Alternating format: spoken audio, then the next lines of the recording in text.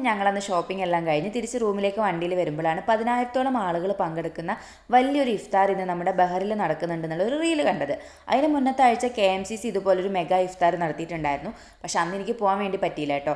അതുകൊണ്ട് ഇതിന് എന്തായാലും പോകണം തോന്നി. നോമ്പ് തുറക്കാൻ പിന്നെ കുറച്ച് സമയം കൂടി ബാക്കി ഉണ്ടായിരുന്നുള്ളൂ കേട്ടോ. അതിന് മുന്നേ അവിടെ എത്തുന്നുള്ള ടെൻഷൻ ഉണ്ടായിരുന്നു. എന്തായാലും അതിനും കൂടി പോയി പങ്കെടുത്തിട്ട് ഇനി റൂമിലേക്ക് പോകാൻ കരുതി വണ്ടി നേരെ സെൻട്രൽ മാർക്കറ്റിലേക്ക് വിട്ടു. MCMA ബഹ്റൈൻ സംഘടിപ്പിക്കുന്ന മെഗാ ഇഫ്താർ ആയിരുന്നു. സെൻട്രൽ മാർക്കറ്റിന്റെ പരിസരത്ത് വെച്ചിട്ടായിരുന്നു പരിപാടി. എന്തായാലും ഞങ്ങൾ നോമ്പ് തുറക്കാൻ 5 മിനിറ്റ് കൂടി ബാക്കിയുള്ള നേരത്ത് അവസാന നിമിഷം അവിടെ എത്തിയിട്ടോ.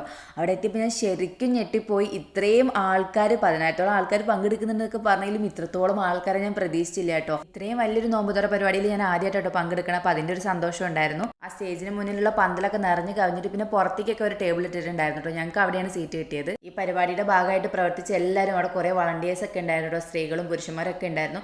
എല്ലാവരും അടിപൊളിയായിട്ട് തന്നെ കാര്യങ്ങളൊക്കെ സെറ്റ് ചെയ്ത് അറേഞ്ച് ചെയ്തിട്ടുണ്ടായിരുന്നു. അവരുടെ ആ കോർഡിനേഷനും ഒക്കെ അടിപൊളിയായിരുന്നു. ജാതി മത ഭേദമന്യേ എല്ലാവരും പങ്കെടുത്തൊരു പരിപാടിയായിരുന്നു കേട്ടോ.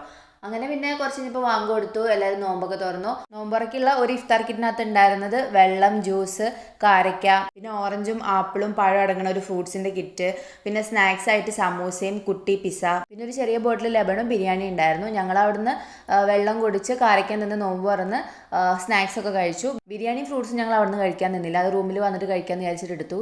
പെട്ടെന്ന് തന്നെ ഞങ്ങൾ അവിടുന്ന് ഇറങ്ങിയിട്ടു നോമ്പ് തുറന്നിട്ട്. കാരണം പിന്നെ അല്ലെങ്കിൽ ഭയങ്കര ട്രാഫിക് ആയിരിക്കും. അപ്പോൾ ഇതൊക്കെയായിരുന്നു MCMA സംഘടിപ്പിച്ച മെഗാ ഇഫ്താറിന്റെ വിശേഷം. എന്തായാലും ഇതിൽ പങ്കെടുക്കാൻ പറ്റിയതിൽ ഒരുപാട് സന്തോഷം.